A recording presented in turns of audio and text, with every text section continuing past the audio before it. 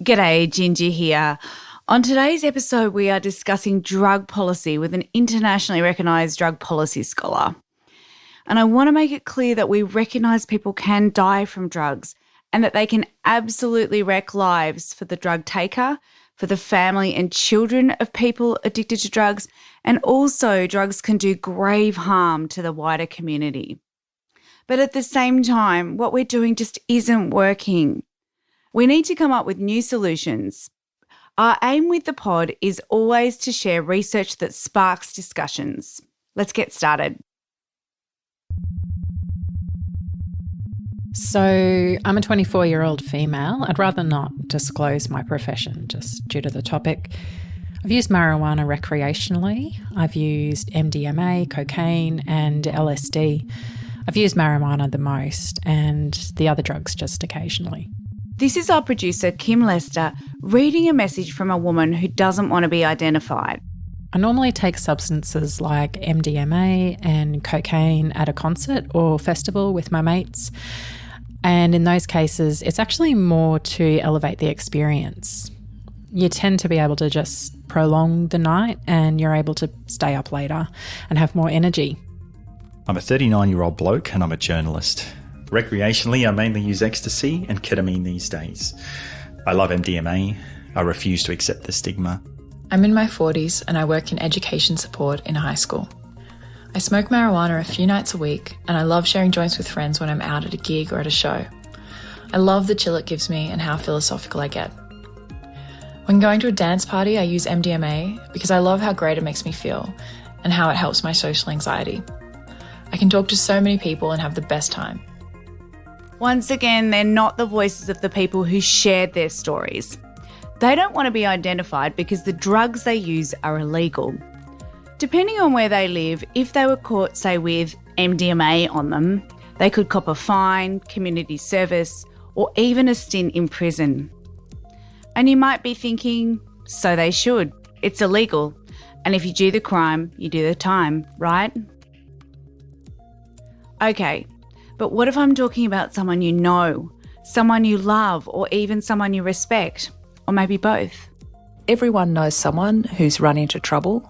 Everyone knows someone who has lots of pleasure out of drugs. That's Professor Alison Ritter. She's the director of the Drug Policy Modelling Program at the University of New South Wales. And she's also a fellow of the Academy of the Social Sciences in Australia. Around half of Australians have used an illegal drug at some point in their life. About 15% use them regularly. There's a real sense of us and them, I think, in the policy process. So drugs that are more acceptable, perhaps like cannabis, perhaps like ecstasy, certainly like alcohol, no one has a problem with. And then there are the other people who use other drugs like crystal methamphetamine or heroin or cocaine, and they're somehow completely different. And if you just take the example of alcohol, alcohol's really interesting. 85% of Australians drink alcohol, and it's just treated completely differently from any of the illicit substances, and yet it actually causes more harm than the illegal drugs. The Australian Institute of Criminology says alcohol is one of the biggest risk factors for violence. Around 73% of reported assaults in Australia are alcohol-related. And it's actually a factor in 10 to 15% of emergency department presentations. And on average, more than 100 Australians die each week as a result of excessive alcohol consumption. You could have a good time, but there are a lot more incidences of aggression. Plus, with alcohol, there are other damaging effects, like people who drink drive, or with long-term use, you get liver damage. Alcohol can make me feel heavy, lethargic, even aggressive. Alcohol killed my dad and is ruining the life of my sister. It makes people leery, argumentative, slurry, annoying. Alcohol affects me in ways that I truly don't like, but even when I'm hallucinating on acid, I'm way more in control than when I'm drunk. This is Seriously Social, I'm Ginger Gorman, and a long time ago lawmakers realised that alcohol prohibition doesn't work. But using drugs like marijuana, MDMA, LSD and cocaine can still land you in court. What's the difference? When it comes to illicit drug laws, do we only consider the worst case scenarios without looking at the whole picture? on the podcast today, a look at Australia's drug policies, who makes them, who influences them, and who is being left out of the discussion.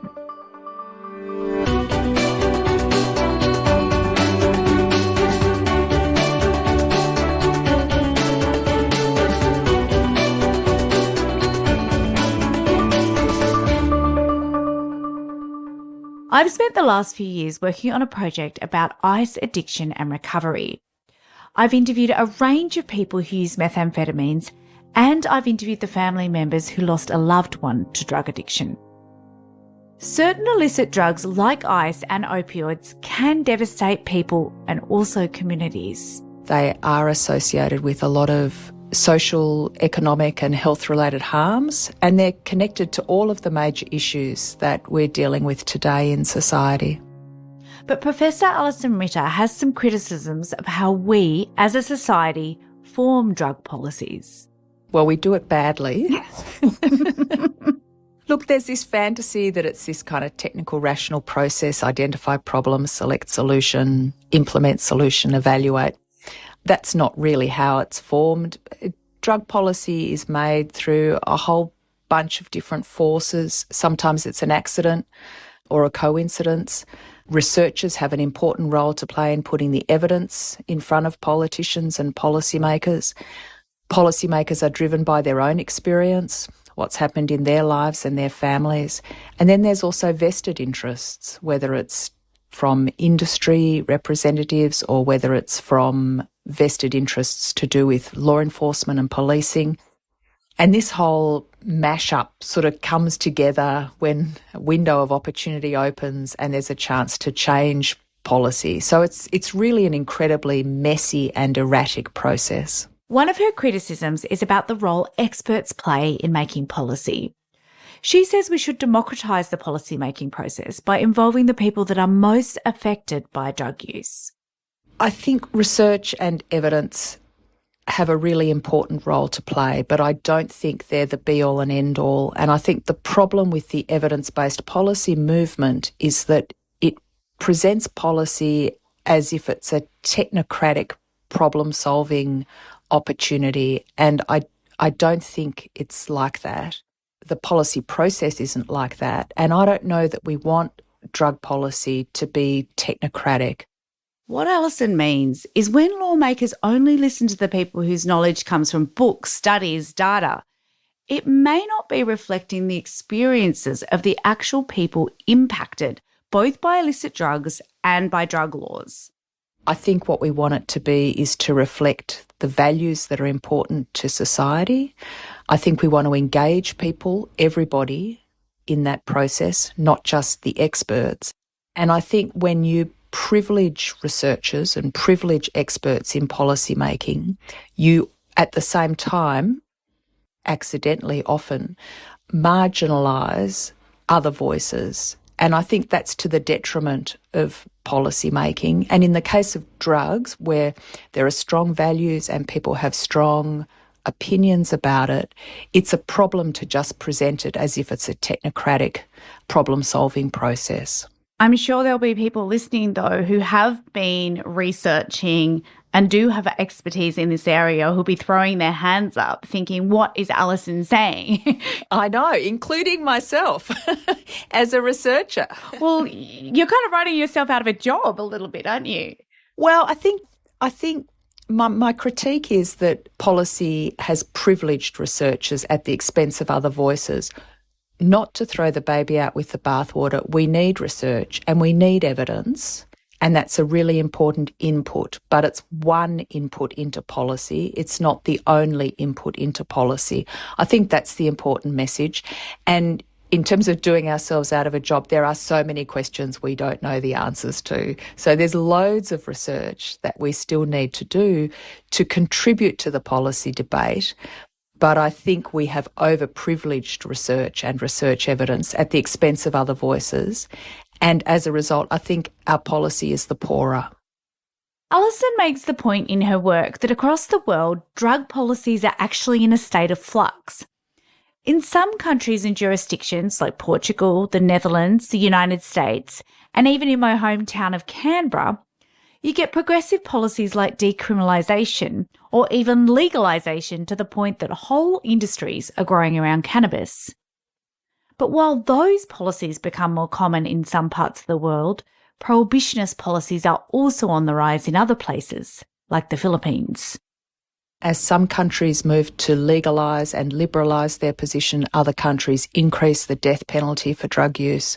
And then you get unexpected examples like Thailand announcing changes to cannabis, a more liberal approach to cannabis.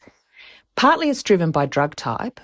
So all of the liberalisation has been in relation to cannabis, notwithstanding some countries still strongly prohibit cannabis. But also I think it reflects that we are in a state of flux, and I don't know that we as a global community have decided what we think about drugs. Do we think they're really bad? Do we think they're not so harmful? And what is the best regulatory approach? Alcohol has obviously been a legal substance for many years and shows no signs of going back to prohibition. There are calls to outlaw tobacco, to make tobacco illegal, and New Zealand's introduced some tobacco laws along those lines, at the same time as we're legalising cannabis. So there's these funny patterns that are very difficult to make sense of. What we have are two very different policy trends. There's the war on drugs approach, which has been proved politically popular, and the harm minimisation approach. The harm minimisation idea is that drug use can be part of normal human existence. It's always existed. And our job as a society is to look after people who experience harms. And there's lots of ways of doing that, providing them with clean injecting equipment so they don't contract HIV, providing pill testing services at festivals so they know what they're taking, and a whole range of other harm minimisation, harm reduction strategies. The other camp, drugs are bad, they should be prohibited, they're not in society's best interests, think that the harm minimisation approach basically sends the wrong message. The irony, of course, is that they both share the same goal of reducing harms. It's just that the prohibitionists think the best way to not experience harm is not to consume drugs, and the harm reductionists think the best way to reduce harm is to provide strategies to reduce harm. What's fascinating about Alison's analysis of these two seemingly divided camps is that they're actually working to achieve the same outcome. So there are shared values. So if you take, I've done some analysis of the pill testing debate or drug checking debate. So there's been a lot of debate about whether introducing drug checking in festivals is a good idea or not, and people who are pro and people who are against. And what's striking when you analyse that debate is that the common position is that we want to save young people's lives. But that never gets surfaced in the debate because it's never a debate about values or goals. It's always a debate about the means to achieve those, whether that's drug checking or sniffer dogs. So my hypothesis is that if we shifted the debate to actually talk about values and appreciate that there are some shared values like saving lives, we might be able to find some common ground or some way in which we can advance the debate beyond slagging off at each other and being incredibly dismissive of each other. So at the moment, people roll their eyes and there's no kind of coming together. If there was recognition of shared values, there might be an opportunity then to have a productive debate about the kinds of strategies that would best achieve those shared goals. Which is people not dying. Absolutely. There's another camp, not necessarily one driven by harm minimisation, that tends not to have much sway in the drugs policy debate. That's the recreational users, people whose drug use doesn't have impacts that we often associate with addiction, like crime, violence, and self-destruction. They're a really important group of people because one of the features of taking drugs for fun is that group of people recognise pleasure, and they recognise that drug use can be very pleasurable and isn't inevitably associated with harm. I like using cocaine at chill parties or hanging out with friends, but if I do it at home with mates, I like to add ketamine. We call it Spicy Boys. Both of these are very recreational and I use them maybe once a month. With drugs that are illegal, the government or law enforcement can't regulate what's in them or how they're made. And that's obviously going to have way more damaging effects than if they were legal. If people were able to try it safely and it didn't have that negative stigma behind it, and if it was more normalised, it would be safer. If drugs policy were up to me, I think this is fairly simple. We should follow Portugal and decriminalise. It's a health issue, not a criminal one. I've been using drugs since I was 16. I think there's awful stigma around drugs, and what people don't seem to realise or want to admit is that addiction comes from trauma and mental health issues. So I would advocate for more funding on these issues. Drugs need to be decriminalised, especially marijuana. The trouble is that's a really unpopular message, particularly for politicians. The idea that you can take drugs for pleasure and not experience harm, it's almost one of those ideas that's verboten, that we can't allow a platform for people. And yet the reality is, as I said, half of Australians have used an illicit drug. Lots of people use drugs for pleasure in the same way as which people might have a couple of glasses of wine on a Friday night. And it's perfectly acceptable, it's not harmful, and it's part of enjoying life.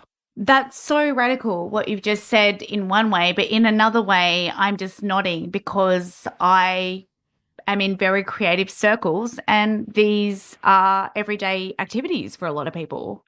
Indeed. I mean, and not just in creative circles, in all sorts of circles, there's enormous permission, in a sense, socially, for non-harmful recreational drug use of currently illegal drugs. So if there's a considerable chunk of people out there using drugs safely, just for fun, why aren't politicians willing or able to openly court their votes with more lenient drug policies? The problem with the public discourse is that it just reflects the focus on the illegal status, and it doesn't give permission for these other perspectives, and it, actively shuts them down, to be honest, which is another reason why we want to democratise drug policy. We want to have all of those voices because they're all part of understanding how can we respond to these issues better, how can we help people who need help, and how can we leave people alone who are perfectly fine being left alone. So how can lawmakers get the best out of these shared goals? How do you get opposing voices like, for example, Jeff Kennett, who recently called for a 2-year pay ban for AFL players caught using illicit drugs? And Victorian MP Fiona Patten, who has been pushing to decriminalise all illicit drugs. How do you get them to work together to form more effective drug policies? Well, the first thing to say is this is the sort of stuff that I'm trying to research, to create these opportunities for what I would call value-led dialogues. Secondly, it needs to be a safe space. So if we've got Jeff Kennett and Fiona Patten, we're not going to be doing that on 3AW or 2GB. We're going to be doing that in private. Thirdly, I think there needs to be a diversity of voices in those kind of conversations. So the kinds of voices that Jeff Kennett and Fiona Patten would productively engage with include people who are currently using illicit drugs, people who have stopped using illicit drugs and are in recovery. They might be members of the fellowship, family members, parents, grandparents, brothers, sisters, clinicians who are working with these people. And it's bringing all of those voices together in a safe space that I think has the potential to shift things. And we've got an example of this in the New South Wales Drug Summit held in the 1990s, which is where the approval, the recommendation for the injecting centre came from. That brought together all of those voices, as it turns out, in Parliament House, where they debated these incredibly difficult issues and moved forward. The question is, are the experts whose research helps to shape drugs policies at the moment going to want to listen to this vast range of voices, everyday members of the public, on such a morally divisive issue?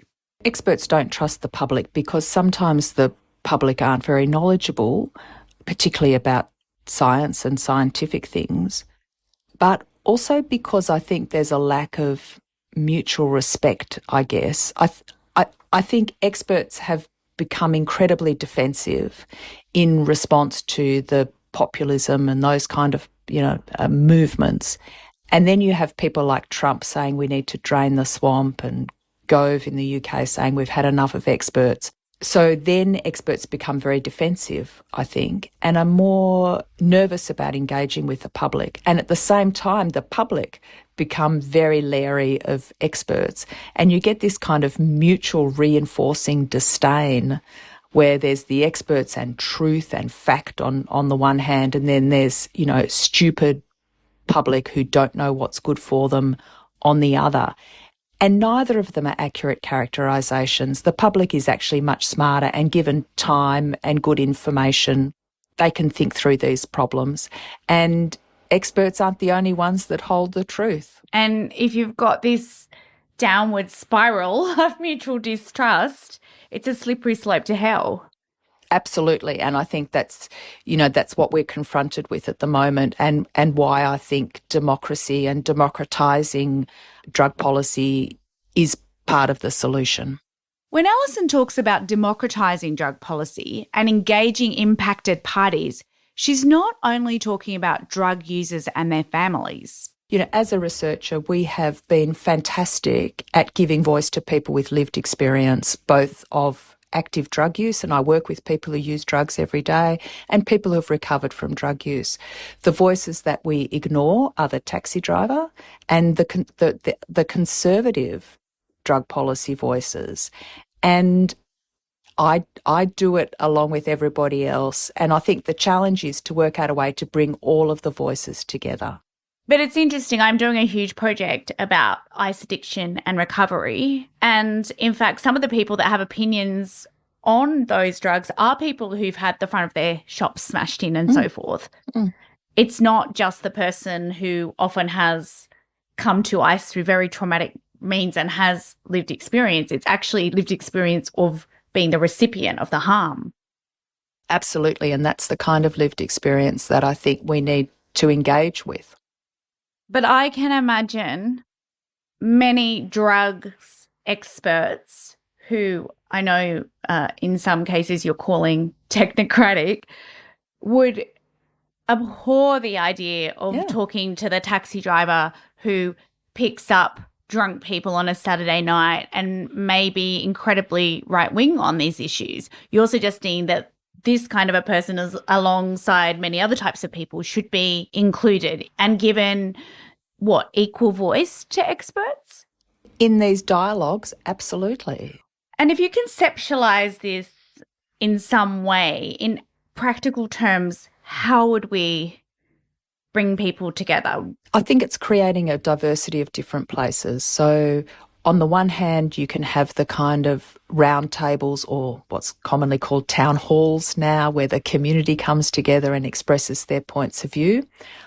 I think they're really important, and particularly the notion of a community meeting or a town hall meeting can be really productive.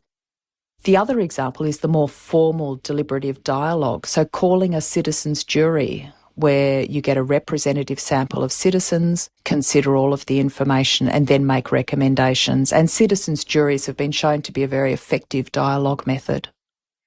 And then if you imagine that we do this, we bring all these diverse voices together with expertise and we put this into some kind of wonderful drug policy making machine, what would the future of drug policy making look like in 5 years, 10 years? And how would it be different from your technocratic policy making machine that we currently have? Firstly, I think it would be more compassionate, both more compassionate towards people who use drugs, but also more compassionate to people affected by drug use, whether it's the shopkeeper or the taxi driver. I think what we lack at the moment is compassion about the nature of drug use and the nature of the harms and the problems associated with it. So I think it would be more compassionate for everybody. Secondly, I think it would be much less costly. I think many of the technocratic solutions are not necessarily the most cost-effective solutions. So I think it would cost less. I think one of the big drivers of cost and harm is the way we police drugs. And I would like to think that those kind of dialogues would shift how we police drugs and how law enforcement works in this space. And that would be a huge cost saving to society. Thanks for listening to Seriously Social. I'm Ginger Gorman. If you're enjoying the podcast, one of the best ways to support us is to subscribe. And if you listen through Apple Podcasts, drop us a review in there for us as well. We love listening to them and it helps other people find us. Seriously Social is produced by Kim Lester, engineered by Mark Gargledonk, aka Baldy, and executive produced by Sue White and Bonnie Johnson. It's an initiative of the Academy of the Social Sciences in Australia. See you next time.